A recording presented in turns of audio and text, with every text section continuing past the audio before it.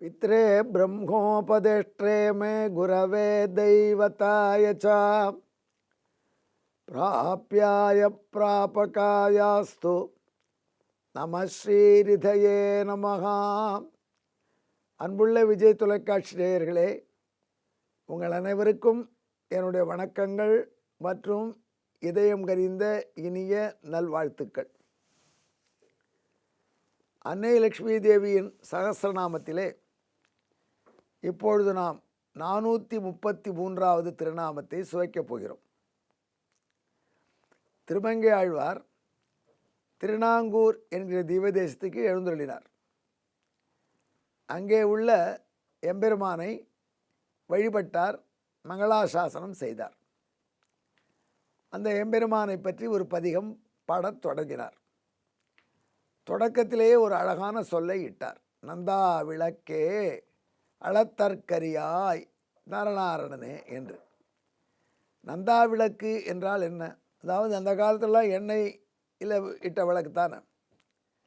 அந்த சமயத்தில் திரி கொஞ்சம் முன்னாடி எல்லாம் கருகி போய் அதை சொடலை விட்டுடும், அதை தட்டி தூண்டி விடணும். அப்போ தான் நன்கு பிரகாசமாக எரியும். கொஞ்சம் டிம்மாக எடுத்துனா பிரகாசம் பண்ணுறதுக்கு திரியை தூண்டி விட்டு எண்ணெய் சரியாக இருக்கணும் பார்த்துக்கணும். இப்படி விளக்குகள் தூண்டுதல் தேவைப்பட்டு நந்துதல் தேவைப்பட்டு இருக்கும். அது இல்லாத விளக்கு போல் பகவான் இருக்கான். அதே மாதிரி ஒரே மாதிரி பிரகாசம் ஏற்றினோடனே நல்ல கடகடன் எரியறது, அப்புறம் எண்ணெய் குறைஞ்ச உடனே குறையிறது விளக்கு. அப்படிப்பட்ட தேய்வு இல்லை, வளர்ச்சி இல்லை, ஒரே நிலை. இந்த ஒரே நிலை இருப்பது தான் சத்தியம் என்று சொல்லப்படுகிறது. மாறுதல் வந்து விட்டதுனால சத்தியம் இல்லை. எதற்கு மாறுதல் ஏற்படவில்லையோ அதுதான் சத்தியம். இதை பற்றி ஒரு சின்ன வரலாறு முன்ன என்னுடைய கல்லூரி வாழ்க்கையிலேருந்து சொல்லியிருக்கேன். இது இன்னும் வேதாந்தங்களில் சொல்கிறேன் இப்போ. அதாவது எந்த கருத்துக்கு மேலே மாற்றம் வர தேவையில்லையோ அது உண்மையான கருத்துன்னு அர்த்தம்.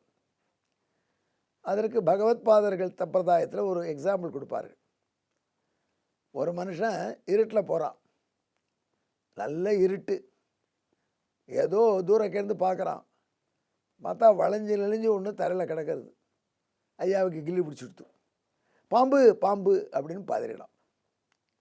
அந்த குரலை கேட்டு அவர் பக்கத்தில் ஏதோ வேலையாக இருந்தவர் ஒருத்தர் கையில் உள்ள டார்ச் லைட் எடுத்துகிட்டு ஓடி வந்தார். ஓடி வந்து தூரக்கேர்ந்து பார்த்தார். அந்த நெளிஞ்சு கிடக்கிறது அது பாம்பு இல்லை, ஏதோ கயிறு தான், தெளிவாக தெரியுது பார் அப்படின்னு சொன்னார். இப்போ பாம்பு என்று நினைத்தது பொய்,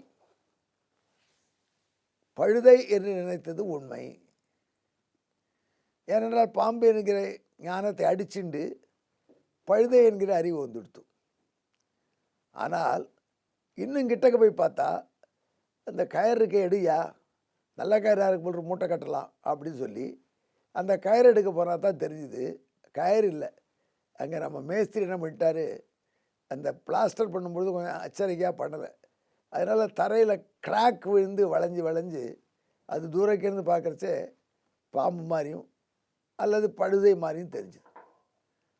இனிமேல் கிட்டக்க போய் தட்டி பார்த்தார், இது கயிறு இல்லை, சீரலை, பாம்பு இல்லை. அதனால் இது ஃப்ளோரிங்கில் வந்த கிராக் அப்படின்னு புரிஞ்சிட்டார். இப்போ இதுதான் உண்மை, மற்ற ரெண்டும் போய். இது மாறலை, மற்ற கருத்தெல்லாம் மாறிடுத்து.